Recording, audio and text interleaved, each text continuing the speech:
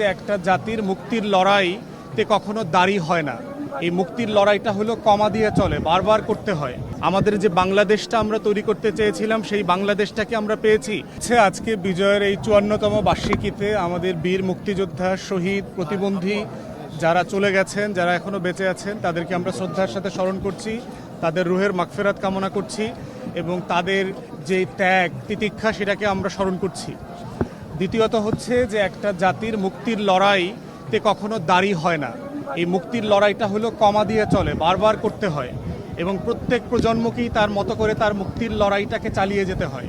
এবং সেজন্যই দেখবেন যে ৭১-এর পরেও বাংলাদেশে অনেকগুলো গণ অভ্যুত্থান হয়েছে, স্বৈরাচার বিরোধী আন্দোলন হয়েছে, গণতন্ত্রের লড়াই হয়েছে এবং সর্বশেষ গত বছর আমরা গণ অভ্যুত্থান দেখেছি।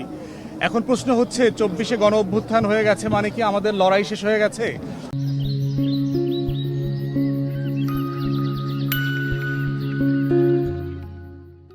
আমাদের যে বাংলাদেশটা আমরা তৈরি করতে চেয়েছিলাম সেই বাংলাদেশটাকে আমরা পেয়েছি, আসলে পাই নাই।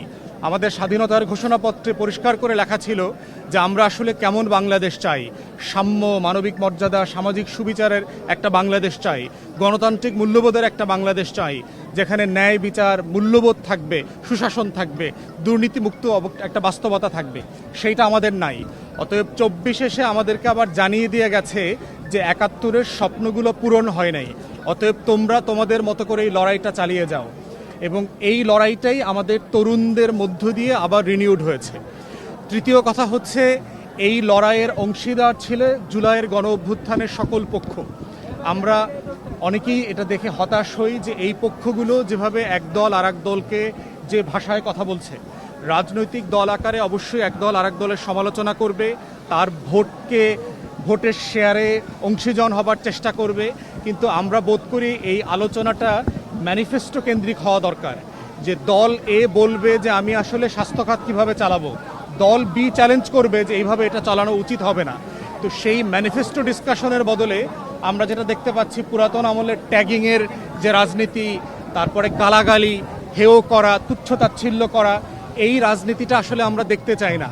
আমাদের তরুণরা কিন্তু বারবার নতুন রাজনৈতিক বন্দোবস্তের কথা দেয়ালে দেয়ালে লিখে দিয়ে গেছে। তাই আমরা আশা করছি রাজনৈতিক দলগুলো ভাষায় অত্যন্ত সম্মানজনক আচরণ করবেন এবং সতর্ক থাকবেন, কারণ রাজনৈতিক দলের নেতাদের ভাষার উপরে ভিত্তি করে কিন্তু কর্মীরা রিয়্যাক্ট করে। তারা তৃণমূলে যে সংকটটা তৈরি হয় সেই জায়গাটা আছে। সুষ্ঠু নির্বাচনের ক্ষেত্রে মোটা দাগে ২টা চ্যালেঞ্জ আছে আমাদের সামনে এখন। প্রথম চ্যালেঞ্জ হচ্ছে রাজনৈতিক দলগুলোর আচরণ খাইসলতে কোনো পরিবর্তন আমরা দেখতে পাচ্ছি না। পুরাতন বন্দোবস্তের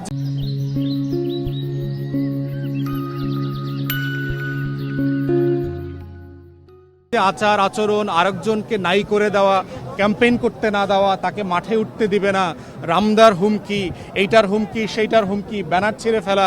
আমার কলিগ ঢাকা 10-এর ব্যারিস্টার মিলির ব্যানার ফেস্টুন কয়েকবার তুলে ফেলছে, ২৪ ঘন্টার ভিতরে তুলে ফেলেছে। তো এই আচরণগুলো বন্ধ হওয়া দরকার। আমরা চাই একটা মেধাভিত্তিক প্রতিযোগিতা হোক, যে আমি কি করছি, আপনি কি করছেন, আসেন জনগণের কাছে যাই, জনগণ কোনটাকে বেছে নেয়। তো এই রাজনৈতিক আচরণ এবং খাইসলতের একটা পরিবর্তন হওয়া দরকার। দ্বিতীয় চ্যালেঞ্জের জায়গা হচ্ছে প্রশাসনিক। এবং আপনারা গতকালকে মাননীয় প্রধান নির্বাচন কমিশনার এবং স্বরাষ্ট্র উপদেষ্টার মন্তব্য দেখেছেন, যেগুলো খুবই বাচ্চাসুলভ এবং দায়িত্বহীন। এবং এই ধরনের ব্যক্তিদের মধ্য দিয়ে আসলে আমরা যারা রাজনৈতিক কর্মী, আমরা মাঝে মধ্যে হতাশ হই এবং আমরা আস্থা খুঁজে পাই না। তো সেই জায়গাতে আমরা বোধ করছি যে আইনশৃঙ্খলা বাহিনীকে অ্যাক্টিভ করাটা এখন আমাদের সবচেয়ে জরুরি কাজ। এবং শুধু আজকে দেখেন, এত বড় একটা আয়োজন, আপনি আসলে আইনশৃঙ্খলা বাহিনীর কয়জন মানুষকে চারদিকে দেখেছেন? এইখানে একটা দুর্ঘটনা ঘটলে এই দায়টা কে নেবে? আমরা এখানে আমাদের ক্যান্টনমেন্ট আছে, এখানে সাভারের যে ক্যান্টনমেন্ট সেটা এখানে আছে। এটার ম্যানেজমেন্টটা আমরা কেন ওনাদেরকে দিলাম না, যারা এই কাজটা আরও সুন্দর করে সুচারুভাবে করতে পারতো? অতএব এই যে নিরাপত্তা ঘাটতি তৈরি করছে, মনে হচ্ছে বাংলাদেশের রাষ্ট্রের কোনো একটা অংশ পরিকল্পিতভাবে একটা অরাজকতা তৈরি হোক, সেটা তারা চায়। এবং সেটা চাইলে নির্বাচনকে একটা চ্যালেঞ্জের মুখে ফেলা যাবে। আমরা বোধ করছি এই কাজগুলো করতে দেয়া জাতীয় স্বার্থে উচিত না। আমাদের কিছু কিছু বিষয়ে রাষ্ট্রের প্রত্যেকটা বডি এবং রাজনৈতিক দলের এক জায়গায় থাকা উচিত। আমাদের স্বাধীনতার প্রশ্নে, সার্বভৌমত্বের প্রশ্নে, জাতীয় স্বার্থের প্রশ্নে, আত্মমর্যাদার প্রশ্নে আমাদের মধ্যে কোনো বিভেদ থাকতে পারবে না। এর বাইরের সব বিষয় নিয়ে আমরা তর্ক করব, বিতর্ক করব, দ্বিমত করব, সবই করব। তাই আমরা বোধ করছি প্রশাসনিক এই চ্যালেঞ্জ নির্বাচন কমিশন এবং অন্তর্বর্তীকালীন সরকারকে সিরিয়াসলি অ্যাড্রেস করতে হবে। পার্টিকুলারলি আইনশৃঙ্খলা পরিস্থিতি, অপারেশন ডেভিল হান্ট ফেজ 1 আমরা দেখেছি, যৌথ বাহিনী ম্যাজিস্ট্রেসি নিয়ে মাঠে আছে 1 বছরের উপরে, কিন্তু আইনশৃঙ্খলা পরিস্থিতি কিন্তু তেমন সন্তোষজনক উন্নতি হয় নাই।